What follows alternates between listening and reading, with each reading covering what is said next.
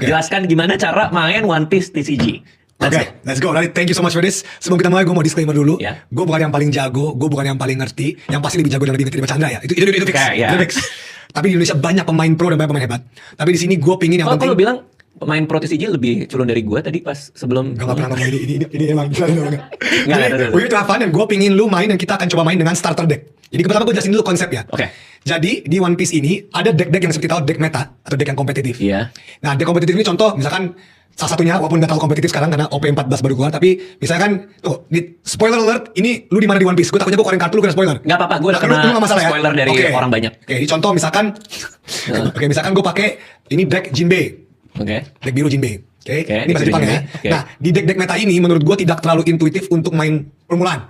Pas gue mulai main pun gue gak pakai deck meta. Gue pakai deck starter deck. Meta itu buat konteks most effective tactics available. Berarti artinya ini deck yang kemungkinan menangnya tuh lebih tinggi karena dia yang paling kuat lah di antara deck-deck yang sekarang ada. Deck itu sendiri apa? Definisi deck adalah kumpulan dari 50 kartu. 50 kartu without the leader. Satu deck itu ada 50 kartu plus satu which is the leader yang lebih ini. Misalnya Jinbei ini Crocodile. Lakers Crocodile ini custom tapi nanti gue ceritain nanti. Nah ini sebagai leader dia mempunyai ability tertentu. Contoh, you can read it for me ini bahasa Inggris. Opponent's turn once per turn. When a Dawn card refer, ini nanti gue jelasin. Itu tapi bahasa Jepang. Nah, setiap leader ini bisa sinergis dengan kartu-kartu yang ditaruh di active deck di sini. Jadi artinya deck itu adalah kumpulan kartu yang kita susun sendiri untuk bertarung, untuk bermain.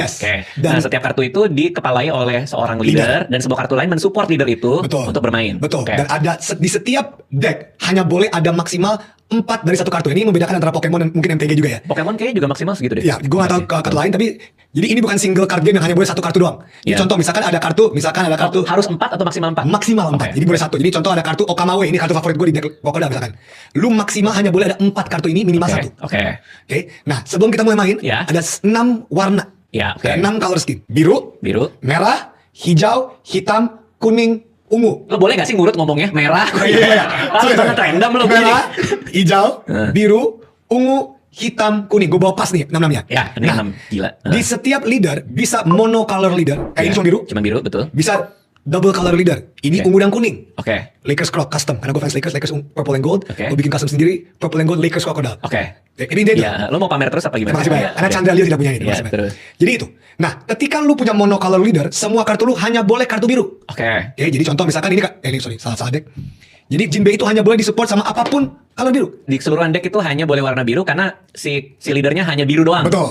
Ini kalau ada ungu kuning, lu boleh punya kartu warna kuning. Ini Shanks, Rayleigh. Dan kartu warna ungu. Dan kartu warna ungu. Ini contoh nih. Jadi boleh.